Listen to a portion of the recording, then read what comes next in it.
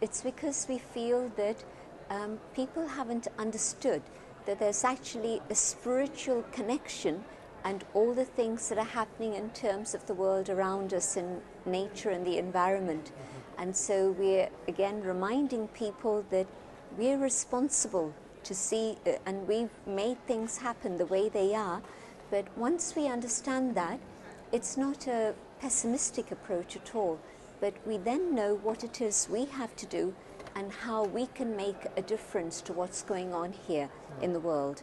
And so this is why we're here in Doha now. And do you feel by your presence, can you influence the negotiations? Can you, let the people who are in power know what you think? What sort of lines of communication do you have?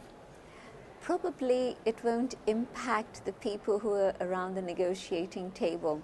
I used to be very naive and think that it was possible to do that. And over the years now I feel that they're so restricted by their governments, and their governments are restricted by the elections, and people are just not ready to make a shift and make a change. And so this is why, in Rio this year, what struck me very strongly was when they had the major groups do their presentations to the governments. The guy who was heading up the NGO delegation, civil society, he said, but you even put that civil society is part of your agreement for this document. I want you to remove that because you haven't asked civil society and we don't agree with things you're saying. And the scientist, the scientist bloc is a huge one, and they're very powerful individuals and a powerful group. But the Japanese scientist said, very calm, very peaceful. The scientists have been telling governments for years that we're heading towards a major crisis, but governments and people haven't listened to us. And now we have to tell you, we are nearly at the point where things are irreversible. And so we don't have much more time to make changes happen. So now I don't think the negotiators are going to listen. But I do think that civil society is interested because they've been hit by climate change in many, many different parts of the world. I didn't know that people in England were going to die from flooding. And the news yesterday was that 2 people have died in the floods that have come to England now, right now. It's happening at this moment. We're used to flooding in Bangladesh, but in England, and it's happening. So we are seeing the evidence of climate change everywhere. And people are understanding things are getting worse and worse and worse. And I think civil society is now saying, we want to make sure that there is a difference. And the way things can change is by changing our thoughts, our attitude, our consciousness, and returning to a lifestyle of simplicity, using our understanding of the deep values of respecting the environment, respecting the world around us. And so my hope and why we're here is to make sure that civil society don't get to a state of hopelessness and despair, but they know that there is hope, that there is a future, and we can have an impact in the way things are moving. As you say, there is hope, and I guess there is movement, but you also said that time is running out. How would you explain the lack of movement, given these dire scientific warnings we have had over the years? How would you explain people's unwillingness to perhaps just hear what's going on, hear the dangers? I think it's because they understand that once I accept what I'm hearing, then there has to be implementation of that, and that involves a change of lifestyle. And not many people are willing to do that.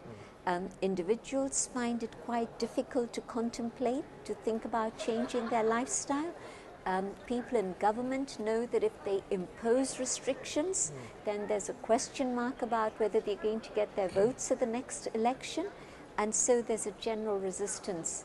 But in a paper I was reading yesterday, coming across here, and it's a British paper, and this term was being used that it's conscious suicide that we're heading for. And that sounds too dramatic maybe, but yet I feel that it is very, very dramatic, and there really has to be a deep internal change of awareness and a change of lifestyle. And I guess finally, give me an idea about how we can achieve that, because we live in a, perhaps not here in Qatar, but in the West, we live in a society which increasingly people don't go to church, they don't particularly follow any particular religion. Faith is not necessarily a major part of their lives. They're probably more concerned about what happens at Downton Abbey on a Sunday. So give me an idea about how you can perhaps communicate what you're talking about to an audience that might just not be that interested. I think that the situation with Hurricane Sandy, that hit things home in New York and on the East Coast in a strong way. The floods in England, for example, again, you're making people ask the question, what's going on? And so as more people start connecting climate change with the reality of destruction in an external physical sense, then they're going to say, well, what's the answer? Yes, the answer is that we simplify our needs. But I also see that when they see that it's a huge financial loss, climate change isn't just a spiritual, ethical thing, but it's actually hitting their pockets. And then they're going to say, okay, well, what's the answer? What can we do? And maybe one thing is to change to a vegetarian lifestyle.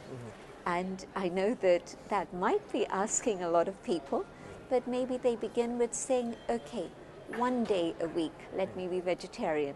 And I think that they might begin to enjoy a vegetarian diet and feel a lot healthier through that. And so maybe that's something. Maybe they can say that when I go to work, let me go by bus or by train, public transport, rather than take my own car in. These things are not big things. If you put it into the context of what's happening through climate change, and then you say, well, are there little things that we can do? And I think one day vegetarian a week, going to work by public transport, these are not big things to ask of people. But when these little things multiply in a major way, and from 1 to 10 to 100, and it becomes fashionable, not just to talk green or to advertise in a green way, but actually to do something that can help the environment, I think people will feel that, well, these are not little things. We can do all of this. It's not a big deal.